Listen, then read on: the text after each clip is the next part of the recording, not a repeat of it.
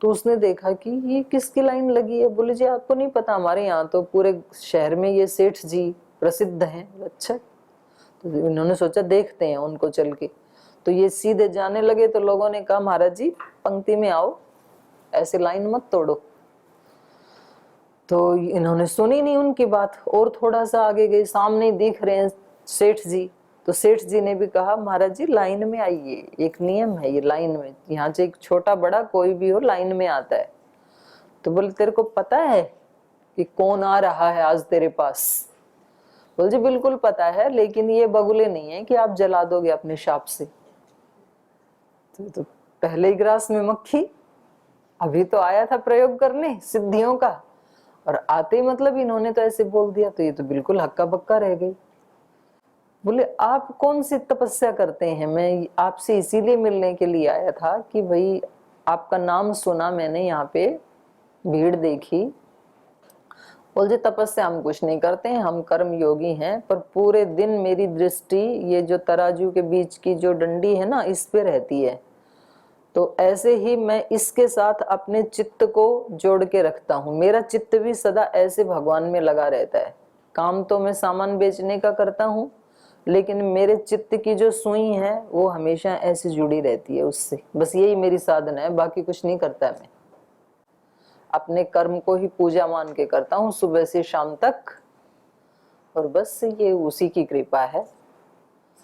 तो ये बेचारा थोड़ा सा इसने सोचा कि चलो भाई और कहीं ट्राई करते हैं, इसने तो हवा निकाल दी।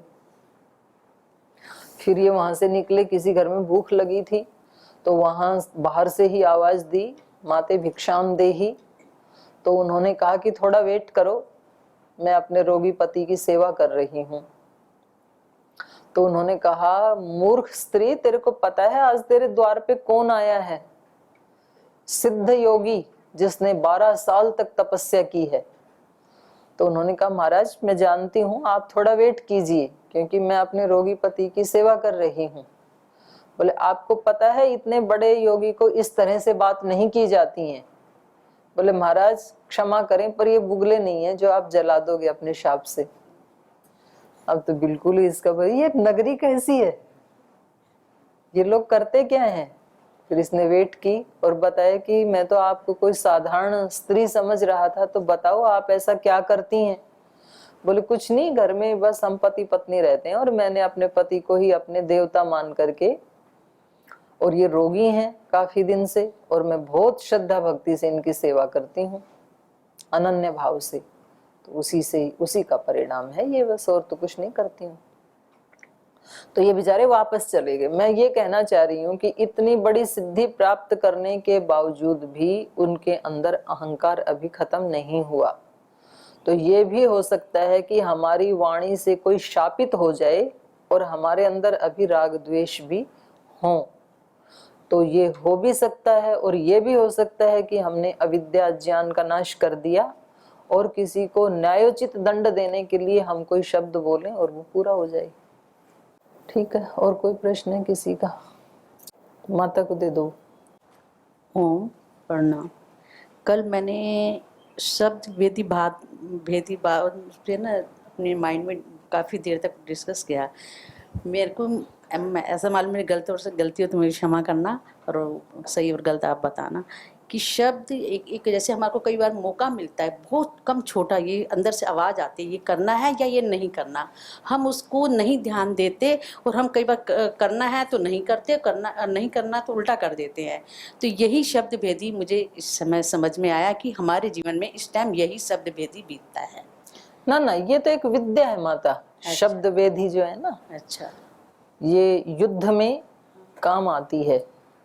तो उसमें क्या होता है, जैसे कोई उधर से बाण चला रहा है तो दिख रहा है ना वो व्यक्ति, तो वहां तो हम भी उसके ऊपर बाण चला देंगे।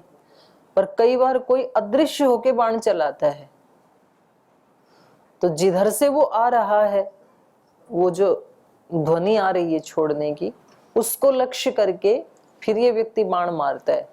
कल बताया था ना वो ब्रह्मचारी ने, तो मैंने असुर आदि, उनको मारने के लिए ये विद्या सीखी जाती थी, शब्द वेदी। शब्द को सुन करके ही उसको खत्म कर दें ये बाण चला के। तो मैंने कहा जैसे इस समय तो ऐसा वो है नहीं राजा महाराजाओं का शब्द वेदी वाला, तो शायद मेरे आज भी है। आजकल तो ऐसे ऐसे वो अणु बम परमाणु बम बना रखे हैं। आप अपने कमरे में बैठे हैं और वो व्यक्ति हजारों मील बैठ करके उसको सब पता लग जाएगा आप कौन से कमरे में हैं, कौन से बेड पे सो रहे हैं, और वो जो वहां से छोड़ेंगे वो आपको ही आके लगेगा। आज तो उससे भी सूक्ष्म है, चलाना भी मतलब ऐसे नहीं पड़ता जैसे दशरथ ने चलाया था। आज भी है, बिल्कुल टारगेट कर लेते हैं। अच्छा, आपने मालूम पड़ा मुझे अपनी मिस्टेक का। जी जी, कैमरे हैं ऐसे ऐसे कि वो कोसों दूर बैठे, पूरा आपका फोटो सब कुछ आ जाएगा उसके पास। आपकी सिचुएशन किस स्थिति में है, क्या कर रहे हैं, सब आ जाएगा उसके पास। तो टेक्नोलॉजी बहुत आगे निकल गई है। और कदाचित हम इनको रिसर्च कहते हैं, तो पहले भी कभी इतनी हाई टेक्नोलॉजी रही ही होगी, तो उसी के ऊपर ही अब दोबारा सर्च होके उसको रिसर्च कह रहे हैं। तो ज्ञान तो शाश्वत है, वो ऐसा नहीं है कि कभी नष्ट होता है। तो कभी हम उसको ढूंढ के ला के प्रयोग करते हैं, कभी वो ऐसे ही दबा रहता है, ढका रहता है। तो आत्मा का ज्ञान भी ऐसा ही है, बाह्य ज्ञान भी ऐसा ही है। अब योग में इतनी शक्ति है, ये पिछले कम से कम 100-200 साल में तो छिपी ही हुई थी ना। तो ये स्वामी जी ने आके उसको अभिव्यक्त कर दिया। तो ये कोई नया उत्पन्न हुआ ऐसा नहीं है, पहले भी था ही ये तो कोई उसको अभिव्यक्त कर देता है। आत्मा में क्या क्या शक्तियां हैं, तो योगियों ने तो उनको अभिव्यक्त किया, हम सब ने अभी नहीं किया। तो हमारी सब की वो छिपी हुई हैं, ढकी हुई हैं, साइलेंट हैं तो सही, लेकिन ऐसा नहीं है कि नहीं है। उसमें प्रबल पुरुषार्थ करने की आवश्यकता है। लेकिन जो व्यक्ति मेहनती है, ये पक्की बात है, वो जीवन में कुछ ना कुछ तो प्राप्त कर लेगा। और जो व्यक्ति प्रमादी है, उसके पास कितने भी अच्छे यंत्र क्यों ना हो, वो कोई बड़ा काम नहीं कर पाएगा। ये मतलब मोटी सी बात है। ये आपके सामने इस समय जो भी परिस्थिति है, जो कर्तव्य कर्म है, उसके प्रति यदि तो आप पुरुषार्थी हैं, तो थोड़ी सामर्थ्य होते हुए भी आप जरूर काफी उपलब्धियों को प्राप्त हो सकते हैं। और वे प्रमादी हैं, तो इसलिए मतलब देखो ना, अति प्राचीन काल में भी जो शिक्षावल्ली है उपनिषदों की, उसमें भी गुरुजी ने जाते समय एक ही उपदेश दिया ना, सत्यात् मा प्रमदितव्यम, धर्मात् मा प्रमदितव्यम। पूरा एक मतलब उसकी एक टैगलाइन है, सत्य से, धर्म से, स्वाध्याय से, प्रवचन से, सेवा से प्रमाद मत करना, क्योंकि प्रमादो मृत्यु, मौत है प्रमाद। और दोनों प्रकार का प्रमाद, सक्रिय भी निष्क्रिय भी। निष्क्रिय तो बिल्कुल भी मत करना, और सक्रिय में भी नहीं। तो कई बार मेहनत करते करते भी सक्रिय प्रमाद कर देते हैं, तो बना बनाया काम बिगड़ जाएगा, फिर करा कराया बिगड़ जाएगा। तो प्रमाद बहुत ही हमारा बुरा शत्रु है। सारे काम बिगड़ते हैं प्रमाद से। वाणी का प्रमाद हो जाए, मुसीबत आ जाती है। दृष्टि का प्रमाद हो जाए, कितनी बड़ी मुसीबत आ जाएगी। उधर जो देखना चाहिए था वो नहीं देखा, कुछ और ही देख लिया। अब यहां से मुसीबत शुरू हो गई दृष्टि के प्रमाद से। शब्द सुनने में प्रमाद हो जाता है, किसी ने हमारे को बोल दिया और हम उसी तरफ बहते चले गए, तो ये श्रवण इंद्रिय का प्रमाद है। पांचों इंद्रियों से कहीं भी प्रमाद होगा, व्यक्ति फंसेगा, मरेगा। और इसलिए प्रमादो मृत्यु। सक्रिय प्रमाद से भी बचना है, निष्क्रिय से भी बचना है। और जो प्रमाद नहीं करेगा, सतत साधना में लगा रहेगा, पुरुषार्थ में लगा रहेगा, वो सामान्य शक्तियां होते हुए भी पाएगा कुछ ना कुछ। तो चलें पढ़ें आगे थोड़ा। तो अभी तो मैंने सुना कि गुरुकुल में प्रमाद बहुत कम हो गया, सब लोग सब नियमों में जाते हैं, श्रद्धा से करते हैं। आपको लगता है ऐसे? एक आपसे वो भी भरवाया था ना पूज्य स्वामी परमार्थ देव जी ने, प्रश्नावली। तो वो आगे मेरे ख्याल में 1 महीने के बाद और भरवाएंगे शायद। तो मतलब आपको भी पता नहीं चल रहा है कि कैसे वो चीज अच्छी लगने लगती हैं।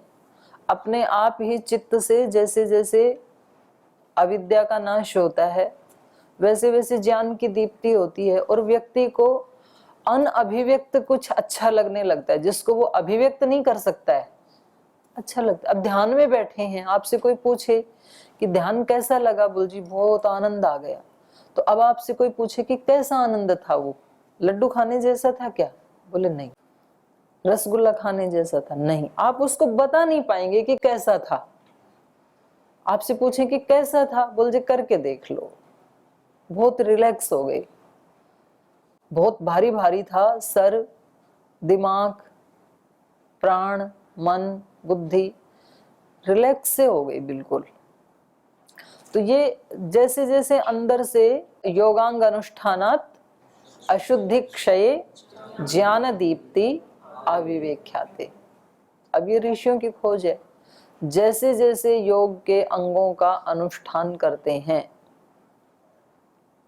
योग के अंगों में सबसे पहले यम नियम, यम नियमों में सबसे पहला अहिंसा, और अहिंसा सबका बेस है। इसलिए कुछ धर्मों संप्रदायों ने तो कहा अहिंसा परमो धर्म, परम धर्म बताया उसको। अब इस अहिंसा का प्रयोग हमें अपने दैनिक व्यवहार में करना है। जो मैं आज प्रारंभ में कह रही थी ना एक बात, कि लेट आना भी अपने आप में क्या है, हिंसा है ये। तो ऐसी छोटी छोटी हिंसाओं से, देखो शुरुआत किसी भी चीज की हमेशा माइनर से की जाती है, छोटी छोटी चीजों से। आज जो बड़े धनवान बने, उन्होंने अपनी दुकान कहां से शुरू की थी? धीरू भाई अंबानी ने अपना बिजनेस 5 रुपए से शुरू किया था किसी समय में, और आज उनके बेटे देखो कहां पहुंच गए। महाराज जी ने शुरुआत कहां से की थी वो तो मुझे पता है, 0 से की थी उन्होंने, तो 5 भी नहीं थे। तो शुरुआत हमेशा माइनर से ही होती है, लक्ष्य बड़ा होता है। और बस वो माइनर फिर ऐसे बढ़ता चला जाता है, व्यक्ति उनको हटाता जाता है। एक चीज को पकड़ लो भाई, अपने को प्रमाद नहीं करना बस। और प्रमाद में फिर माइनर प्रमाद को पकड़ के चलो आप भाई, अपने को हिंसा नहीं करनी किसी की, और वो माइनर हिंसा से शुरू करो और आप बहुत उसकी पराकाष्ठा तक पहुंच जाएंगे। सत्य से शुरू कर सकता है कोई, ब्रह्मचर्य से शुरू कर सकता है, ईश्वर प्रणिधान से शुरू कर सकता है कि भाई मैं प्रतिदिन कम से कम 5 मिनट ईश्वर प्रणिधान की स्थिति में रहूंगा। 5 मिनट तो बहुत कम है ना, माइनर ही है, और हर व्यक्ति कर सकता है। 5 मिनट कभी भी निकाल लो, पर करना रोज है। कोई भी टाइम निकाल लो आप उसके लिए, सुबह, दोपहर, शाम, खाने से पहले, खाने के बाद। आप कोई भी अच्छी आदत की शुरुआत माइनर से कीजिए, और वो कैसे बढ़ती चली जाएगी वो आपको भी नहीं पता लगेगा। आप किसी भी बुराई की माइनर से शुरुआत कर दीजिए, और वो आपको कहां खड्डे में ले जाके डाल देगी आपको भी पता नहीं लगेगा। ऐसा ही है ये। तो इसलिए वहां पर कहा योगांग अनुष्ठानात, योग के अंगों का अनुष्ठान करने से। ये तो हम सब मानते हैं ना कि हमारे चित्त पे, जीवन में, अंतःकरण में अभी अशुद्धि है। बेशक हमें पकड़ में भी नहीं आती है, लेकिन अनुमान प्रमाण से हम ये जान सकते हैं।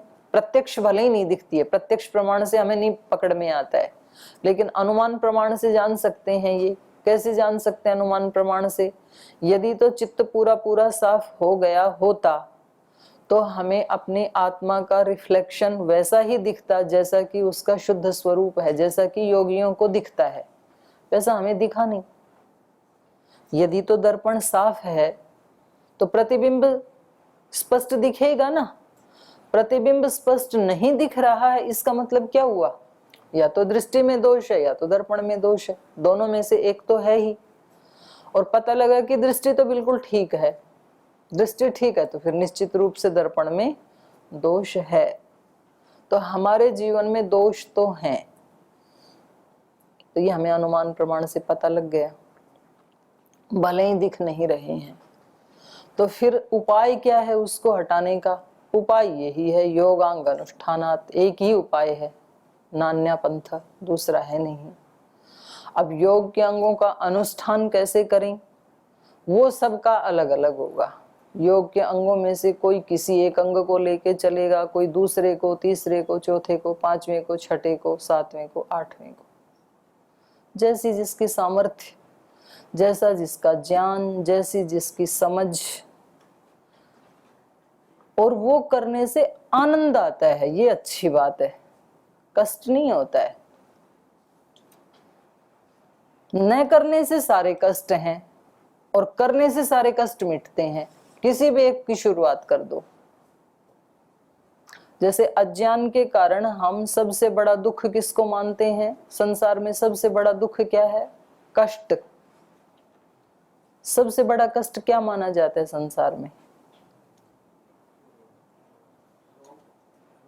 सबसे बड़ा, रोग से भी बड़ा, किसने बोला?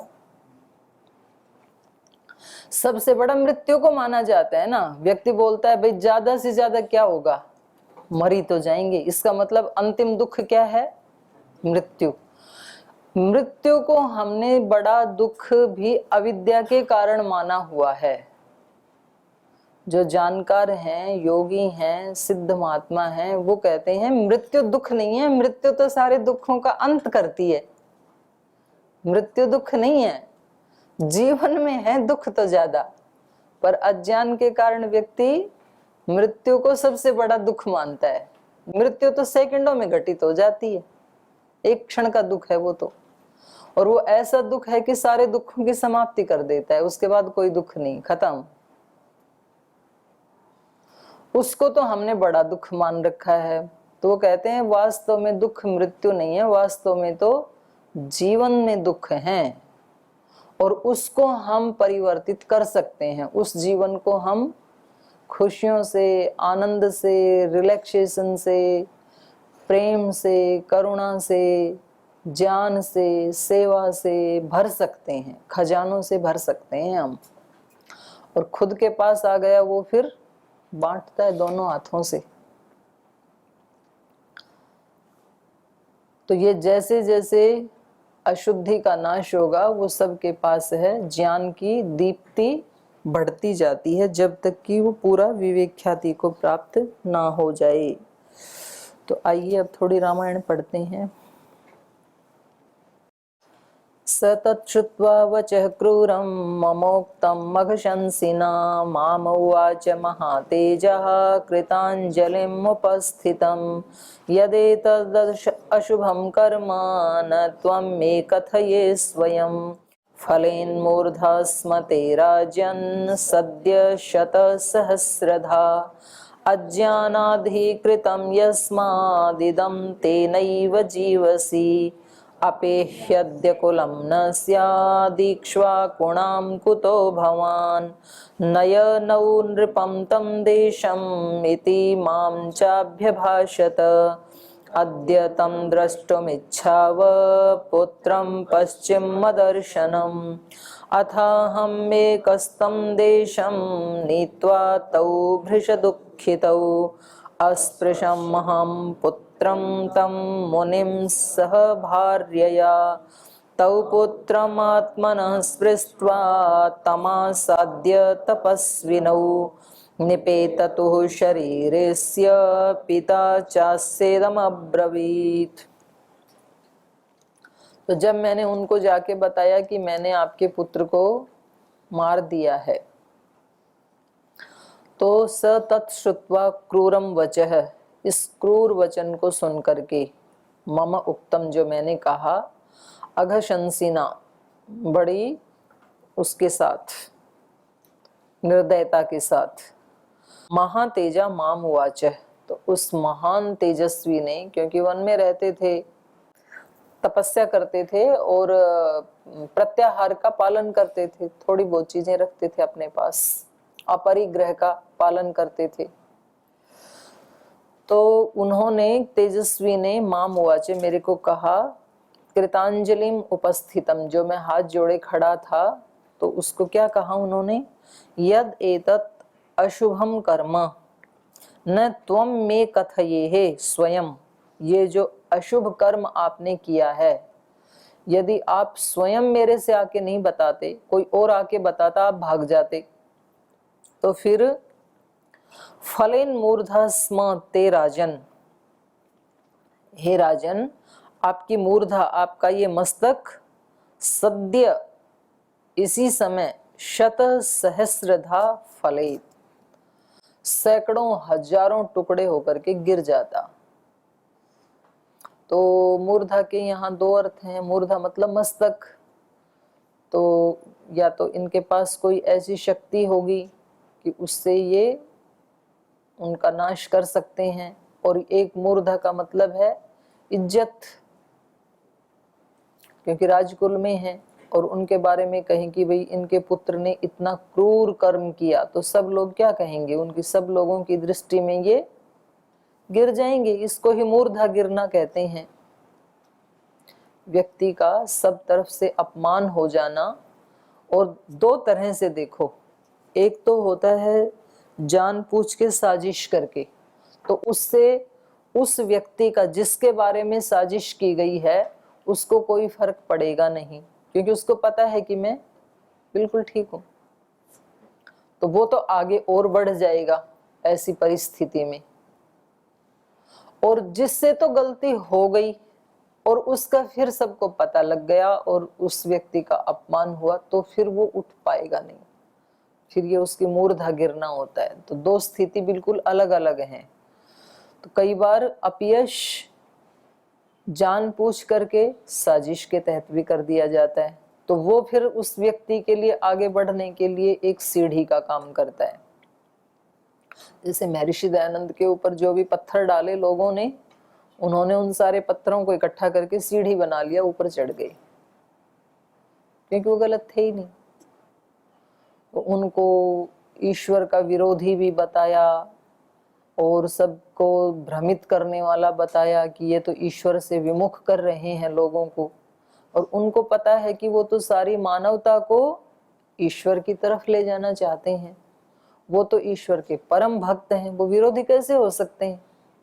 तो फिर उनके लिए तो वो सीढ़ियां बन जाती हैं। जो व्यक्ति बिल्कुल ठीक अपने रास्ते पे चल रहा है, वेद मार्ग पे चल रहा है, ऋषि उक्त मार्ग पे चल रहा है, अपने वर्णाश्रम धर्म का पालन बिल्कुल ठीक कर रहा है, और उसके बाद उसको कोई ब्लेम करते हैं, तो उसके लिए वो सीढ़ी का काम करेंगे। वो व्यक्ति एकदम से अपलिफ्ट हो जाएगा, क्योंकि जितनी यात्रा दुखों में होती है, सुखों में उतनी नहीं होती है। दुख में व्यक्ति ज्यादा आगे बढ़ता है, तो वो उनके पथ की शोभा होते हैं। जो विघ्न बाधाएं होती हैं बिल्कुल ठीक चलते चलते, तो वो उनके लिए फिर सीढ़ी का काम करते हैं, उसी में व्यक्ति ऊंचा उठता है। यदि उसको पूरा रिलैक्सेशन हो तो प्रमाद आने की ज्यादा संभावना है, और ज्यादा संघर्ष हो तो जागरूक रहने की ज्यादा संभावनाएं हैं। जिस व्यक्ति को कोई छोटा मोटा कोई रोग आ गया, वो आरोग्य के प्रति ज्यादा सचेत रहेगा, और जिसको कुछ भी नहीं है वो प्रमाद कर सकता है, तो वो तो अच्छे ही हैं। वो तो पथ का विधान है अपने लिए, साधकों के लिए। छोटे मोटे संघर्ष आना, छोटे मोटे अपमान होना, छोटे मोटे ब्लेम लगना, ये उसके लिए सीढ़ी का काम करते हैं, तो कोई दिक्कत नहीं है उसके लिए।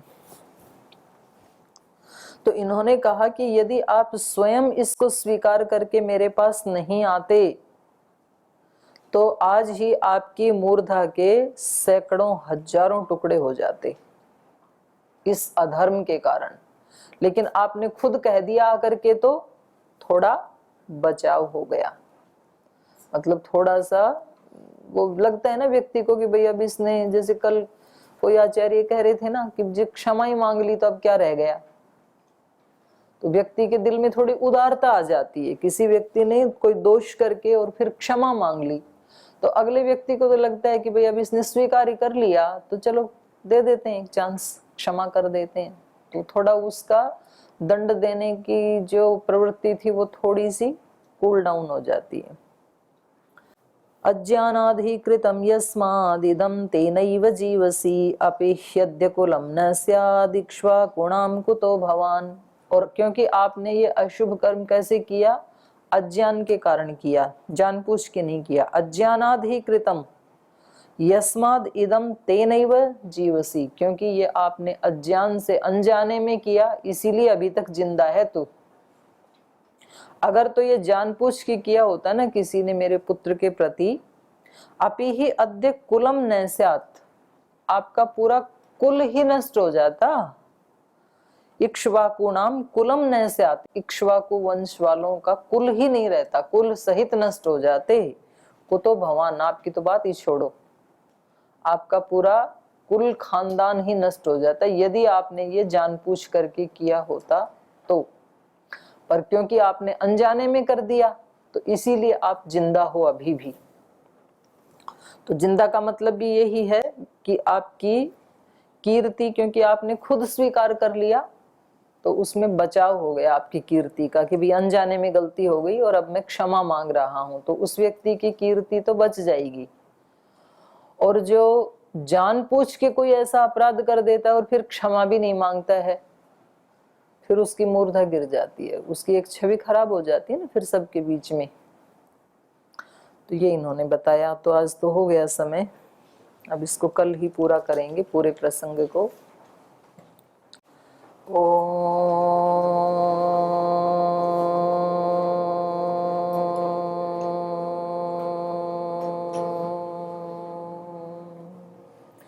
शांति शांति शांति। श्री गुरुभ्यो नमः।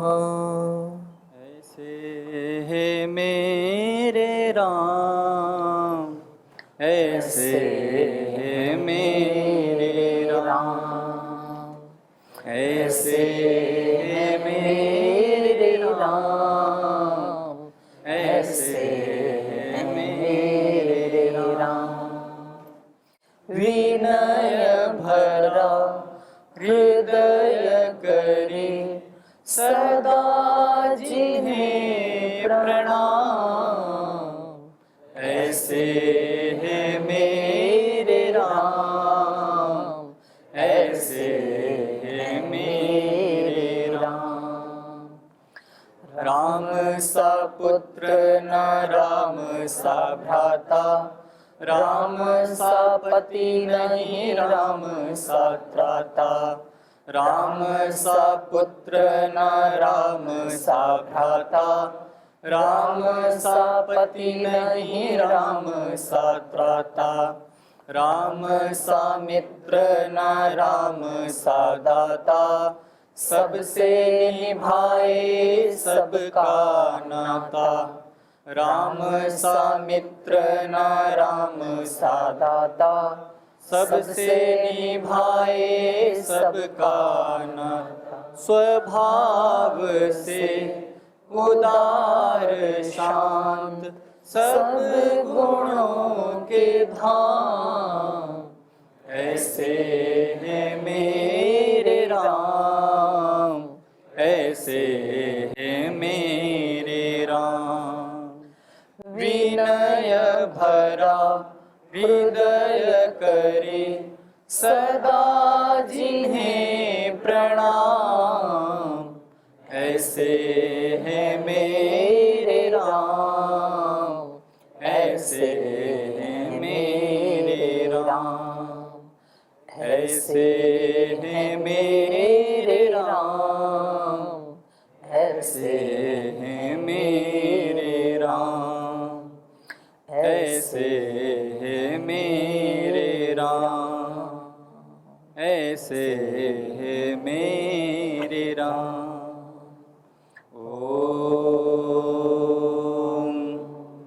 श्री गुरुभ्यो नमः।